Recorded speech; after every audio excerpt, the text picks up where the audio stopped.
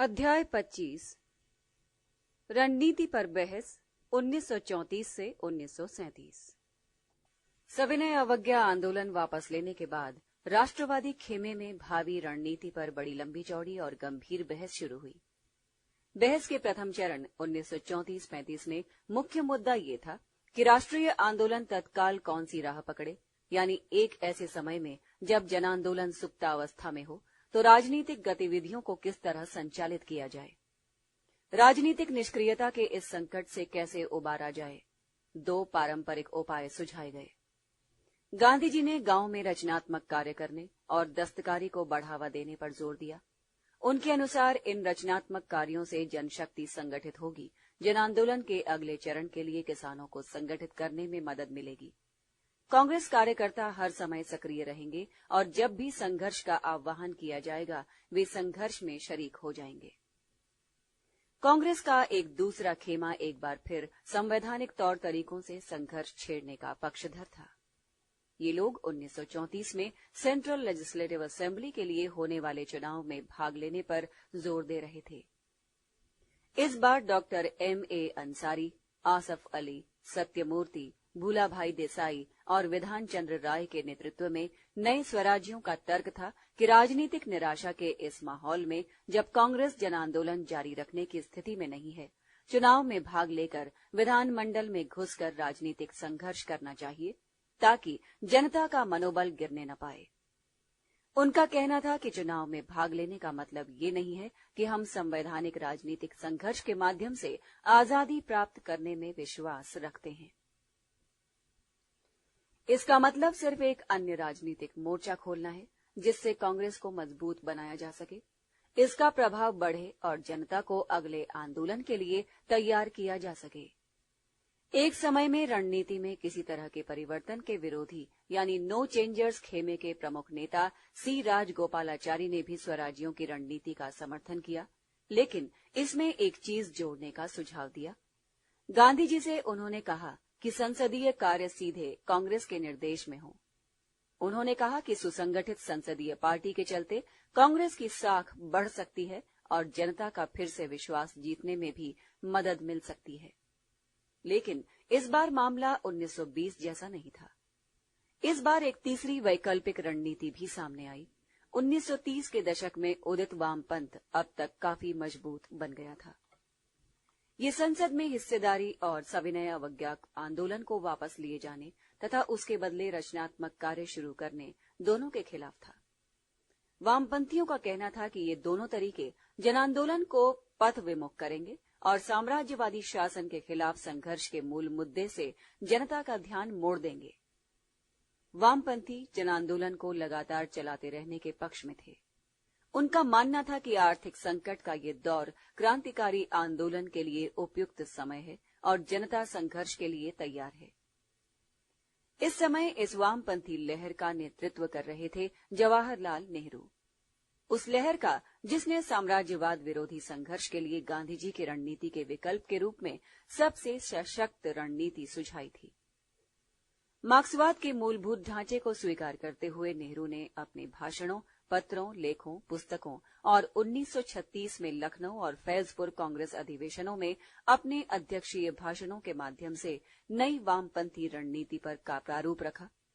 उन्होंने कहा कि भारतीय जनता ही नहीं बल्कि दुनिया की जनता के सामने इस समय मुख्य लक्ष्य पूंजीवाद को उखाड़ फेंकना और समाजवाद की स्थापना करना है। नेहरू के इन चुनौती भरे कार्यों का वर्णन विश्लेषण हम इससे पहले वाले लेख में कर चुके हैं, लेकिन इसके दो पहलुओं पर रोशनी डालना और उन्हें समझना जरूरी है। नेहरू के विचार से सविनय अवज्ञा आंदोलन को वापस लेना, संसद में भागीदारी और रचनात्मक कार्य शुरू करना एक तरह से नैतिक पराजय था। ये अपने आदर्शों से पथ विमुख होना, क्रांतिकारी राह छोड़कर सुधारवादी राह पकड़ने जैसा था। 1919 के नरमपंथ को अपनाने जैसा था। नेहरू की निगाह में सबसे बुरी बात तो ये थी कि कांग्रेस समाज में आमूल परिवर्तन के हर सिद्धांत को नकार निहित स्वार्थी तत्वों के प्रति हमदर्दी का रुख अख्तियार करती जा रही थी। कांग्रेसी नेताओं के बारे में बतौर आरोप नेहरू ने कहा, आम जनता का दिल भले ही टूट जाए, लेकिन कुछ लोगों की जेब हल्की नहीं होनी चाहिए। ये लोग जनता के दिल, दिमाग, मानव मूल्य, न्याय और मानवीय गरिमा की तुलना में कुछ लोगों की जेबों को ज्यादा वजनी और कीमती मानते हैं। लगता था कि अब नेहरू और गांधी जी एक दूसरे से एकदम अलग हो गए हैं। नेहरू ने 13 अप्रैल 1934 को अपनी जेल डायरी में लिखा था, हमारे उद्देश्य और आदर्श भिन्न हैं, हमारी नैतिक सोच अलग है, अतः लगता है कि हमारे साधन, हमारे तरीके भी अलग होंगे। अब मात्र एक ही रास्ता बचा है कि समाज के वर्गीय चरित्र की हकीकत और वर्ग संघर्ष की भूमिका को स्वीकार करते हुए समाज के निहित स्वार्थी तत्वों को आम जनता के हित में मोड़ा जाए। जमींदारों, पूंजीपतियों के खिलाफ किसानों के संघर्ष का समर्थन किया जाए और उनकी मांगों का समर्थन किया जाए।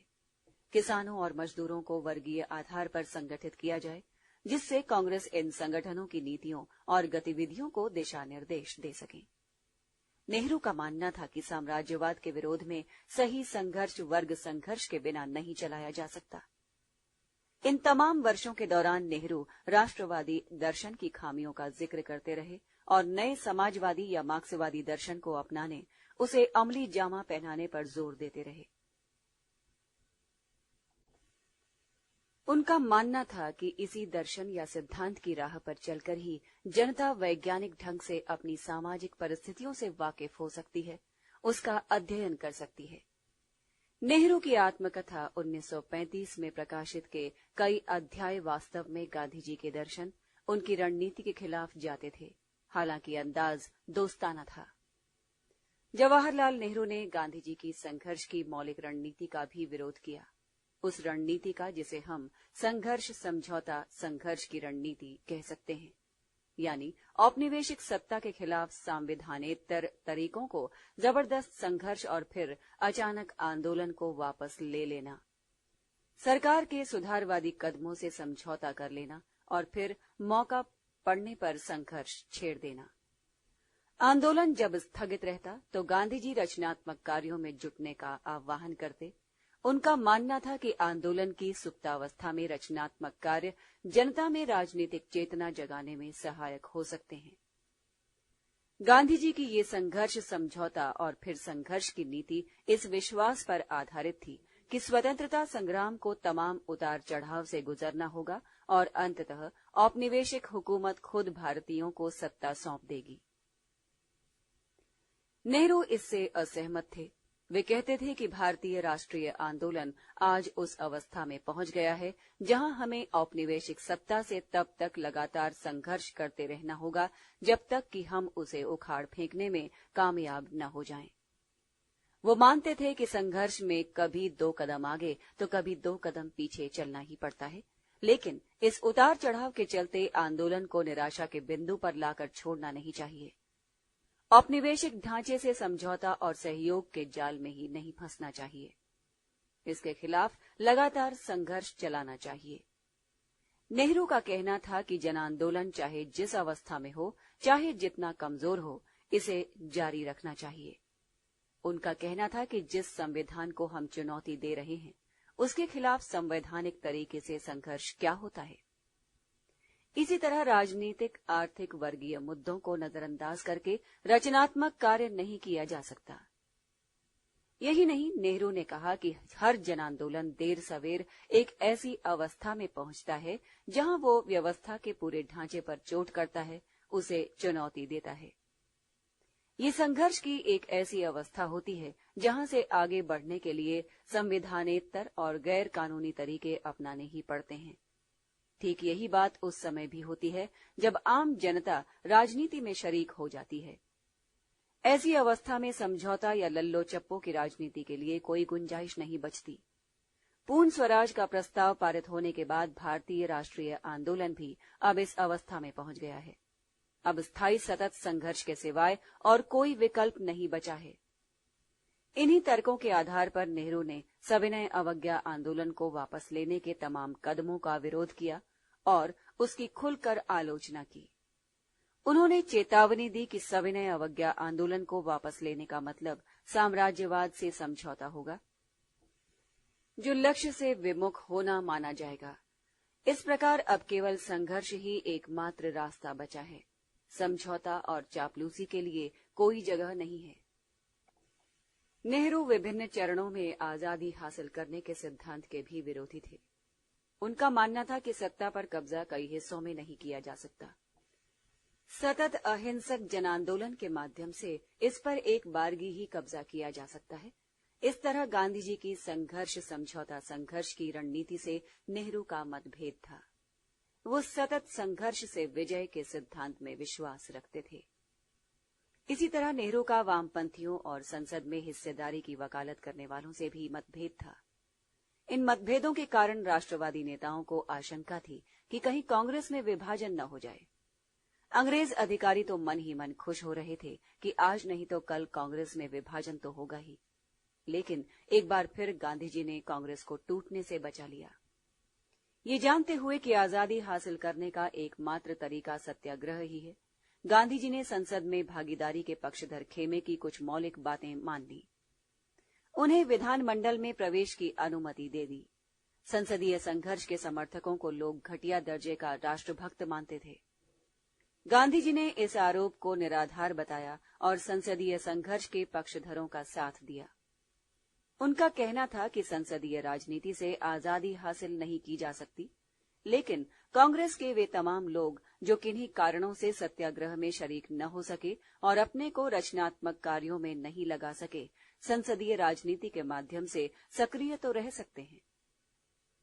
एक ऐसे समय में जब जन आंदोलन सुप्तावस्था में है, ये लोग संसद के भीतर अपने देश प्रेम को मुखरित कर ही सकते हैं। हाँ, इस बात का ख्याल जरूर रखना होगा कि इस काम में कहीं वे संविधानवादी न बन जाएं, सुविधावादी न बन जाएं। अप्रैल 1934 में गांधी जी ने सरदार पटेल के नाम एक पत्र में लिखा था, हमें सच को स्वीकारना होगा।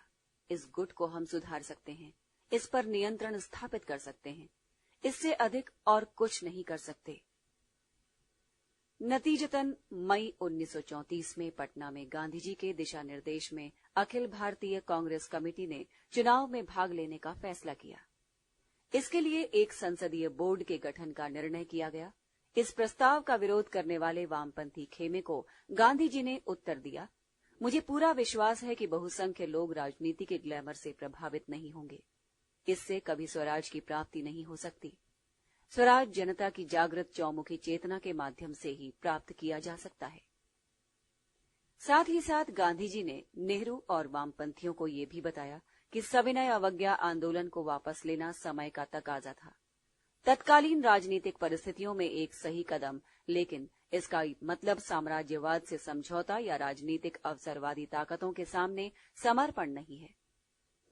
केवल सविनय अवज्ञा आंदोलन को ही स्थगित किया गया है, लड़ाई तो जारी है। उनका कहना था कि नई नीति शांतिपूर्ण संघर्ष के लिए जनशक्ति को संगठित करने के मूल सिद्धांत पर ही आधारित है। उन्होंने नेहरू से कहा, मुझे ऐसा लगता है कि समय के तकाजे को पहचानने की खासियत मुझ में है। लखनऊ कांग्रेस अधिवेशन में सी राजगोपालाचारी व अन्य दक्षिणपंथी नेताओं के दबाव के बावजूद गांधी जी ने अध्यक्ष पद के लिए नेहरू का समर्थन करके वामपंथी खेमे को भी प्रसन्न किया। गांधी जी को ये महसूस हो गया था कि कांग्रेस में उभरती सबसे ताकतवर धारा से वो कट से गए हैं। वो जानते थे कि बुद्धिजीवी वर्ग एक बड़ा हिस्सा संसदीय राजनीति का पक्षधर होता जा रहा है। गांधी जी का संसदीय राजनीति से मौलिक विरोध था। बुद्धिजीवी वर्ग के दूसरे खेमे को गांधी जी का रचनात्मक कार्य पसंद नहीं था। इसी तरह सोशलिस्ट गुट भी, जिसके नेता जवाहरलाल नेहरू थे और जो दिन ब दिन जोर पकड़ता जा रहा था, गांधी जी की नीतियों के खिलाफ था। लेकिन गांधी जी के प्रभावी व्यक्तित्व के कारण सोशलिस्ट अपने को बंधा हुआ पाते थे। जैसा कि गांधी जी ने लिखा है, अपने साहित्य के माध्यम से वे जिस विचारधारा का प्रचार करना चाहते हैं, मैं नैतिक दबाव डालकर उसे रोकना नहीं चाहता। तमाम मौलिक मतभेदों के बावजूद कांग्रेस पर मैं अपनी धौंस नहीं जमा सकता, क्योंकि ये मेरे लिए एक तरह की हिंसा ही है, जिसका मैं सदा विरोधी रहा हूं। इसी कारण सितंबर 1934 में गांधी जी ने कांग्रेस से इस्तीफा दे दिया। नेहरू और सोशलिस्ट भी राष्ट्रीय हितों को तवज्जो देने में पीछे नहीं रहे। कांग्रेस के दुश्मनों का ख्याल था कि नेहरू और सोशलिस्टों के गर्मपंथी आमूल परिवर्तनवादी रुख के कारण कांग्रेस टूट जाएगी, लेकिन ऐसा हुआ नहीं। नेहरू और सोशलिस्ट इस चाल को समझते थे। उन्होंने अपनी प्राथमिकताएं तय कर ली थी।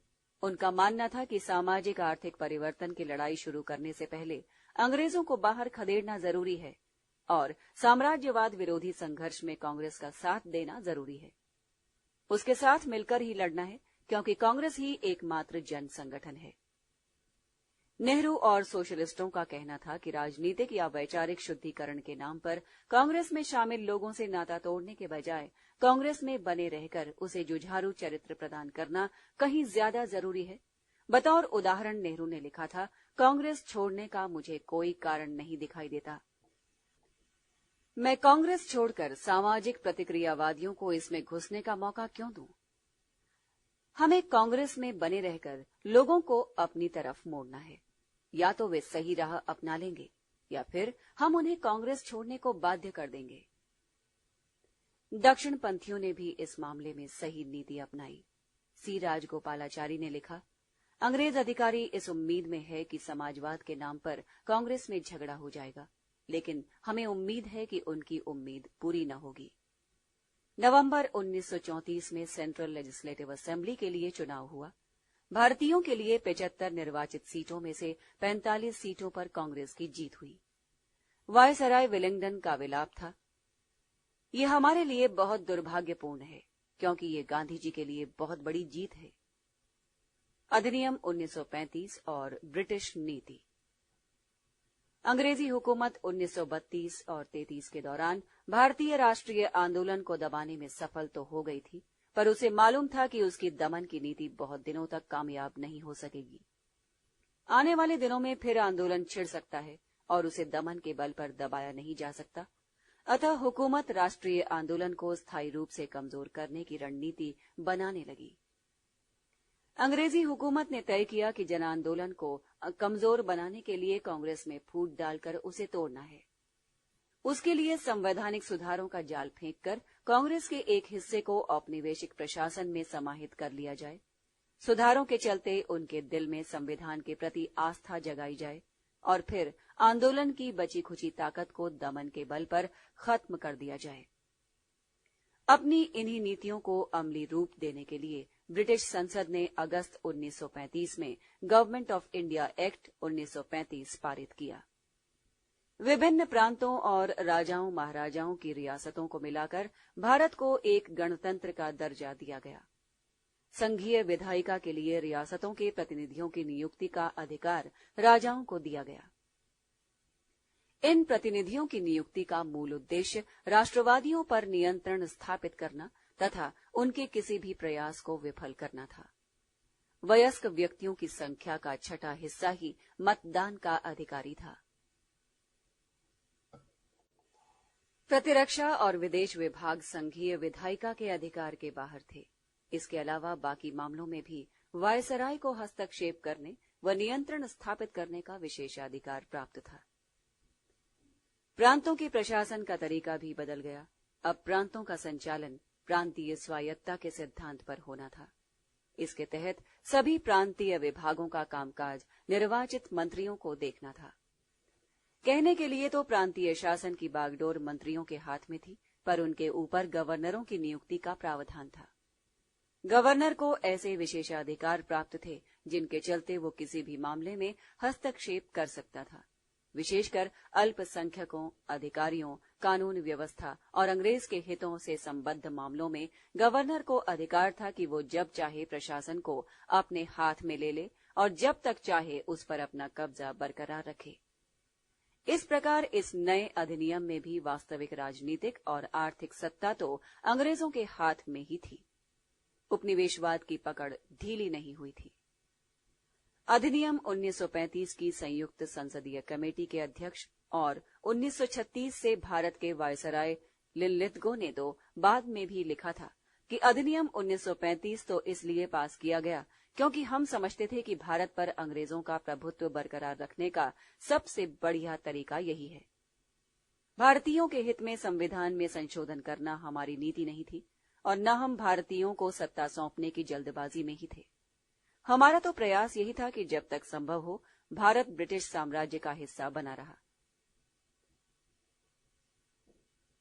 1935 से 1939 के दौरान अंग्रेजी हुकूमत ने जो दीर्घकालिक रणनीतियां तय की, उनमें कई चीजें शामिल थीं। अंग्रेजी हुकूमत सोचती थी कि सुधारों का चारा फेंककर वो उदारवादियों, संविधानवादियों तथा उन तमाम नरमपंथियों को जो सविनय अवज्ञा आंदोलन के दौरान जनता का समर्थन खो चुके थे, अपनी ओर खींच लेगी। साथ ही साथ बड़े पैमाने पर दमन चक्र चालू करने से कांग्रेस का एक बड़ा हिस्सा संघर्ष के संविधानेतर तरीके छोड़कर संवैधानिक संघर्ष की राह पकड़ लेगा। इस तरह ये लोग जन आंदोलन की राजनीति से अलग होकर संवैधानिक राजनीति की राह पकड़े लेंगे। हुकूमत का विश्वास था कि एक बार सत्ता सुख भोगने के बाद कांग्रेसी बलिदान और संघर्ष की राजनीति में वापस नहीं जाएंगे। अंग्रेजी हुकूमत का यह भी मानना था कि सुधारों के सवाल पर कांग्रेस में फूट पड़ जाएगी।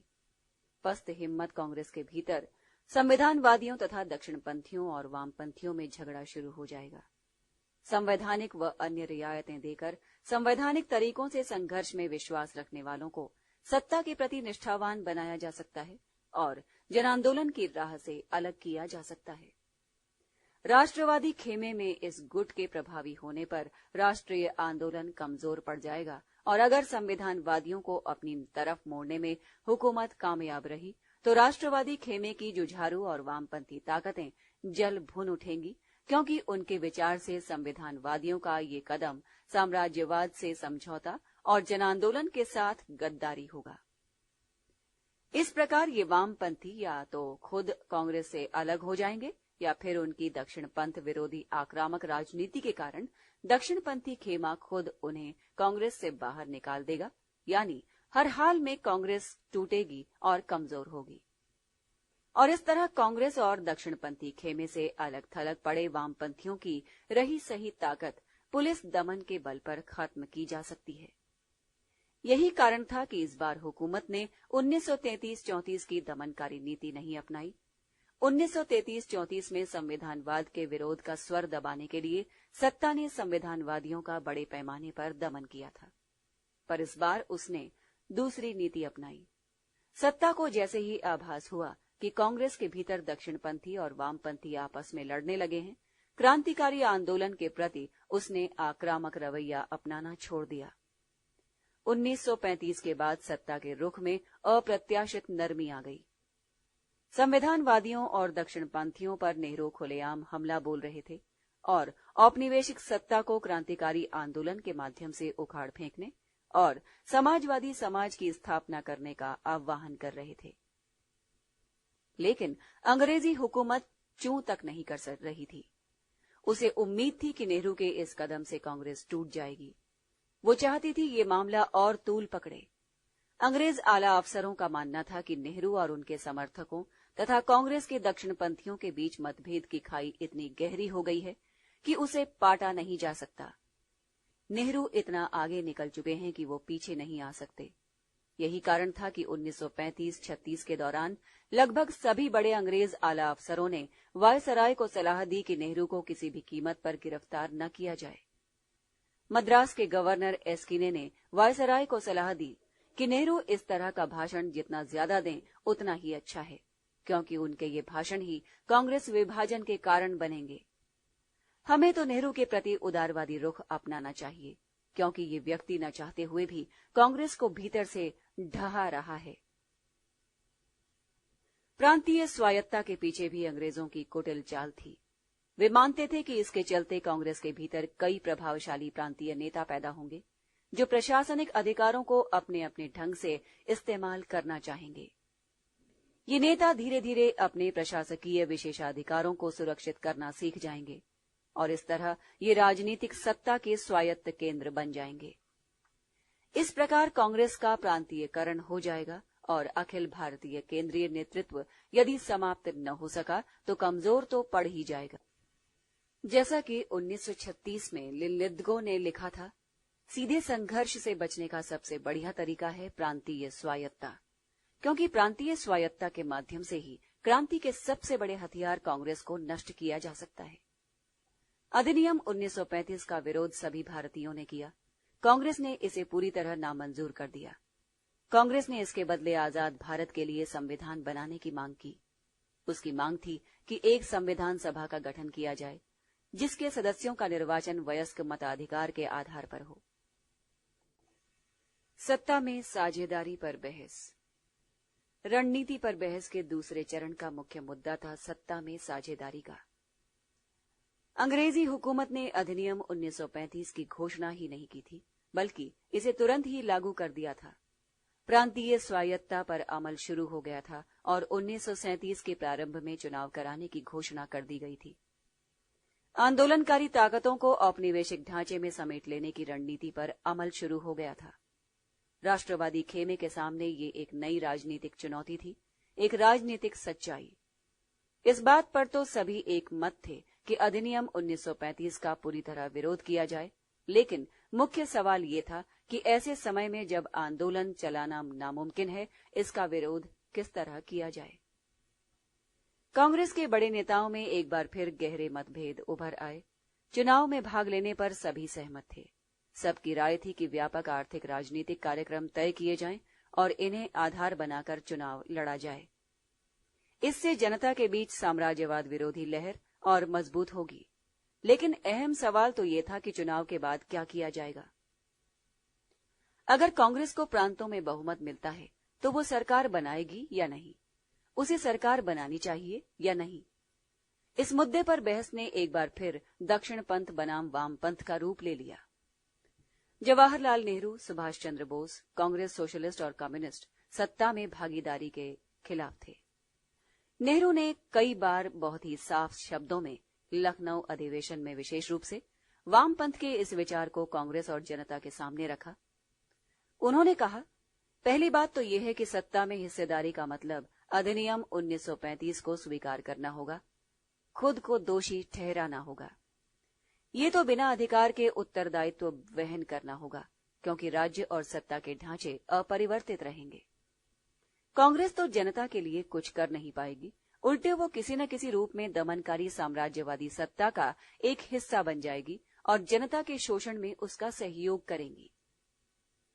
दूसरी बात, सत्ता में साझेदारी से जन आंदोलन का क्रांतिकारी चरित्र खत्म हो जाएगा।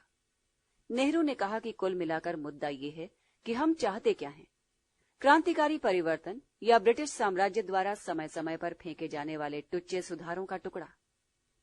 सत्ता में साझेदारी का मतलब साम्राज्यवाद के सामने समर्पण होगा।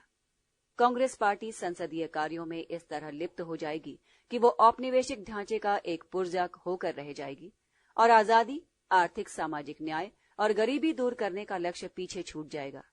इसकी जुझारू ताकत खत्म हो जाएगी। ऐसी अंधी खाई में जा गिरेगी जहां से निकलना मुश्किल होगा।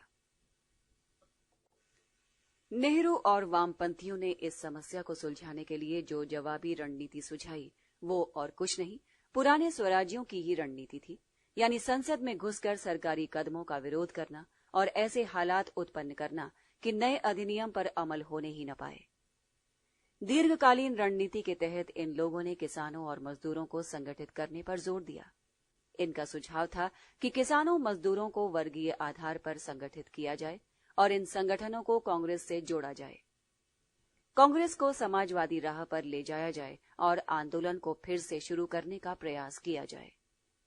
सत्ता में साझेदारी के समर्थकों का कहना था कि वे भी 1935 का विरोध करते हैं, उसे खत्म करना चाहते हैं। उनका कहना था कि हमें संविधानवादी कहना गलत है। हम जानते हैं कि सही संघर्ष संसद के बाहर हो सकता है। संसदीय संघर्ष तो एक अल्पकालिक रणनीति है, इससे आजादी हासिल नहीं की जा सकती, लेकिन मौजूदा राजनीतिक हालात में संवैधानिक संघर्ष का रास्ता अख्तियार करना हमारी मजबूरी है, क्योंकि जन आंदोलन का विकल्प फिलहाल हमारे पास नहीं है। अतः समय का तकाजा है कि इन जन राजनीति को संसद की राजनीति, उसके भीतर हो रहे कार्यों और प्रांतीय सरकारों से जोड़ा जाए, जिससे आंदोलन के लिए अनुकूल राजनीतिक माहौल बनाया जा सके। तात्पर्य यह है कि यहां चुनाव सिद्धांतों का नहीं था, ये रणनीति का चुनाव था। कौन सी रणनीति अपनाई जाए, संघर्ष समझौता, संघर्ष की रणनीति या सतत संघर्ष की रणनीति? दक्षिणपंथी खेमे की ओर से राजेंद्र प्रसाद ने नेहरू के नाम एक पत्र में लिखा, जहां तक मैं समझता हूं, कोई भी व्यक्ति अपने स्वार्थ के लिए सत्ता में भागीदारी नहीं चाह रहा है। कोई भी संविधान पर उस तरह अमल नहीं होने देना चाहेगा जैसा कि सत्ता चाहती है। हमारे सामने बिल्कुल अलग सवाल है। इस संविधान का हम करें तो क्या करें? क्या हम इसे बुरी तरह नकार दें और अपनी राह चलते रहें? क्या इस समय ऐसा करना संभव है? या फिर हम इस पर नियंत्रण स्थापित कर इसका इस्तेमाल अपने ढंग से करें? इस सवाल का जवाब तलाशने के लिए हमें तमाम पूर्वाग्रहों से मुक्त होकर सोचना होगा। उन्होंने नेहरू को आश्वासन दिया कि मुझे विश्वास है कि कोई भी व्यक्ति असहयोग आंदोलन से पूर्व की मनःस्थिति में नहीं लौटा है। हम 1923 से 1928 के जमाने में नहीं हैं। हम दिमागी तौर से 1928-29 में ही हैं और मुझे पूरा विश्वास है कि आने वाले दिन अच्छे ही होंगे। लखनऊ कांग्रेस अधिवेशन में जेबी कृपलानी ने भी लगभग यही बात कही। क्रांतिकारी आंदोलन में भी निराशा और निष्क्रियता का दौर आता है। ऐसे समय में जो भी रणनीति या कार्यक्रम तय किए जाते हैं वे सुधारवादी दिखाई ही पड़ते हैं, लेकिन ये क्रांतिकारी रणनीति का एक आवश्यक पहलू है। इस पूरी बहस में समाजवाद का मुद्दा कहीं शामिल नहीं था। आंध्र के टी विश्वनाथन के शब्दों में, मैं अपने सोशलिस्ट दोस्तों से कहना चाहता हूं कि प्रशासन में पद स्वीकार करने या न करने का सवाल किसी भी तरह से समाजवाद से नहीं जुड़ा है। ये विचारधारा का नहीं, रणनीति का प्रश्न है। प्रशासन में हिस्सेदारी के पक्षधर नेता ये स्वीकार करते थे कि इसके कई खतरे भी हैं और प्रशासन में किसी पद पर बैठा कांग्रेसी गलत रास्ते की ओर मुड़ सकता है। लेकिन उनका तर्क था कि इन खतरों और बुराइयों से हमें लड़ना चाहिए, न कि इस डर से प्रशासन में भाग लेने से इनकार कर देना चाहिए। प्रशासन में सत्ता के दलालों को घुसने का मौका नहीं देना चाहिए। मान लीजिए कांग्रेस सत्ता में शामिल नहीं होती है, कोई पद ग्रहण नहीं करती है, तो इसके नतीजे क्या होंगे? ऐसे तमाम गुट व पार्टियां ताक में हैं कि कब मौका मिले सत्ता में घुस जाएं। ऐसी ही ताकतें सरकार बना लेंगी और राष्ट्रीय आंदोलन को कमजोर करेंगी। इससे प्रतिक्रियावादी और सांप्रदायिक राजनीति को बढ़ावा मिलेगा। और यदि प्रांतों में कांग्रेस की सरकारें बनती हैं तो सीमित अधिकारों के बावजूद इन सरकारों का इस्तेमाल रचनात्मक कार्यों में किया जा सकता है, विशेषकर हरिजनोत्थान, खादी प्रचार, मद्य निषेध, शिक्षा प्रसार जैसे कामों में। कांग्रेस सरकार के गठन से किसानों का ऋण का बोझ हल्का किया जा सकता है, लगान मालगुजारी में कमी की जा सकती है। अहम सवाल ये था कि क्या सत्ता में हिस्सेदारी की अनिवार्य परिणति औपनिवेशिक ढांचे का एक अंग बन जाने में ही होगी, या मंत्रियों का इस्तेमाल औपनिवेशिक रणनीति को पराजित करने में किया जा सकेगा? विश्वनाथन के शब्दों में, मामला किसी पद या उसे स्वीकारने का नहीं है।